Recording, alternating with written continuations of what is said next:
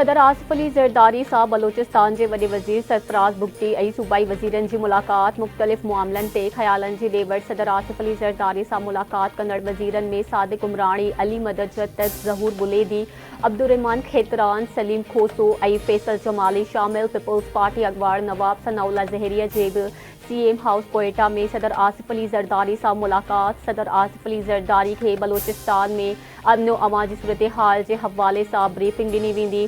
सदर मुख़्तलिफ़ तरक़ियाती रिथाउनि जो इफ़्तिताह कंदो। सुप्रीम कोर्ट सुन्नी इतिहाद काउंसिल जो मखसूस सीटूं ॿियनि सियासी जमायतुनि खे ॾियण बाबति पेशावर हाई कोर्ट जो फ़ैसिलो मुअतल करे छॾियो। सुन्नी इतिहाद काउंसिल जी मखसूस सीटुनि बाबति केस जी ॿुधणी जो लिखत में हुक्मनामो जारी। जस्टिस मंसूर अली शाह जो चवणु आहे त दरख़्वास्त ॿुधणी लाइ मंज़ूर करे रहिया आहियूं। ॿियनि पार्टियुनि खे सीटूं ॾियण जो फ़ैसिलो मुअतल कयो आहे। फ़ैसिले जी मुअतली वाधू सीटूं ॾियण जी हद ताईं हूंदी। हिकु सवाल आहे त छा विरहायल सीटूं ॿीहर विरहाए सघजनि थियूं। ॿियो इहो त मखसूस सीटूं उन लाइ विरहायूं वयूं त हाउस पूरो थिए, उन में ग़लती किथे आहे। अदालत केस जी ॿुधणी 3 जून ताईं मुलतवी करे छॾी। जेकॾहिं फैज़ाबाद धरड़े केस के फ़ैसिले ते अमल दरामद कयो वञे हा त शायदि 9 मई जो वाक़ियो बि न थिए हा। चीफ जस्टिस काज़ी फ़ाइज़ जा फैज़ाबाद धरड़ो नज़रसानी केस की ॿुधणी दौरान रिमार्क्स। चीफ जस्टिस पारां कमीशन रिपोर्ट की अण तस्दीक हुजण ते कावड़ जो इज़हार। जस्टिस काज़ी फ़ाइज़ चयो आहे त कमीशन खे GLP खे घुराइण घुरिबो हो, संदन मौक़िफ़ ज़रूरी हो। कमीशन जा माण्हू ऑफिस मां निकिता ई न, उहे किथे वेठा हुआ। मुहावरे ते मुहावरा ठाहे रिपोर्ट ॾिनी वई। लॻे थो जनरल फेस खे बरी करण लाइ इहो सभु करणो हो। कमीशन जनरल फेस खे केतिरा भेरा घुरायो। फ़ौज हुकूमत जो हिस्सो आहे या सीक्रेट कीअं थी वई। जेको कम कमीशन खे ॾिनो हो उहो न कयो वियो, जेको न ॾिनो हो उहो करे रही आहे।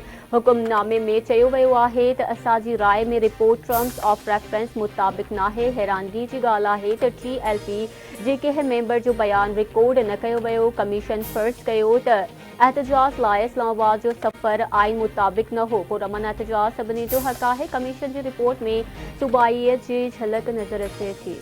सिंध हुकूमत अण रजिस्टर्ड गाॾियुनि जे मालिकनि खे गाॾियुनि जी रजिस्ट्रेशन कराइण जी हिदायत करे छॾी। 10 मई खां पोइ अप्लाइड फॉर रजिस्ट्रेशन गाॾियुनि ख़िलाफ़ क्रैकडाउन जो फ़ैसिलो।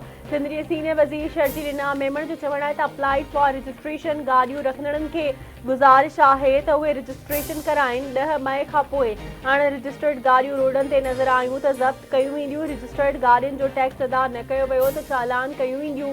सदर आसिफ अली ज़रदारी क्राइम ऐं मंशियात ख़िलाफ़ क्रैकडाउन जो हुक्म ॾिनो। 1.5 महीने में 1022 FIRs ऐं 1500 जे लॻभॻि जवाबदारनि खे गिरफ़्तार कयो। 236 किलो आइज़ ऐं 900 किलो हीरोइन मुख़्तलिफ़ कार्रवाइनि में पकड़ी। असां स्कूलनि में शागिर्दनि जूं ड्रग टेस्टूं कराईंदासीं। शागिर्दनि खां मंशियात विकिरो करणनि बाबति पुछियो वेंदो। मंशियात फ़रोशनि जो पतो पवण ते सख़्त खां सख़्त कार्रवाई कई वेंदी। स्कूलनि ऐं कॉलेजिस खे पंहिंजे स्टाफ ते नज़र रखणी पवंदी। सिंध पुलिस बि मंशियात ख़िलाफ़ सहकार जी ख़ातिरी कराई आहे। स्कूलनि जे मालिकनि खे घुराए उन्हनि खे मुस्तक़बिल जी हिकमत अमली ॿुधाईंदासीं। हीरोइन जो इस्तेमालु करण लाइ वाहिद हल बहाली मर्कज़ आहे। मंशियात ख़िलाफ़ रुगो शहरनि में टारगेटेड ऑपरेशन न पिया करियूं, सरहदुनि ते बि कमु कयो वेंदो। कचे में सिंध पुलिस खे वॾी कामयाबी मिली आहे। कचे में चेक पोस्टूं ठही रहियूं आहिनि ऐं ऑपरेशन हली रहियो आहे। ऐं कणिक जी दरामद जो फ़ैसिलो वफ़ाक़ी हुकूमत कंदी आहे। पंजाब हुकूमत कणिक परॾेह मां न पर हारियुनि खां ख़रीद कंदी आहे। पंजाब हुकूमत जो कणिक जे मामले सां को बि तालुक़ नाहे। माण्हुनि जी ख़्वाहिश आहे त मुंहिंजे ख़िलाफ़ का इंक्वायरी कई वञे। अप्रैल जे महीने में लेस्को में का ओवर बिलिंग नाहे थी।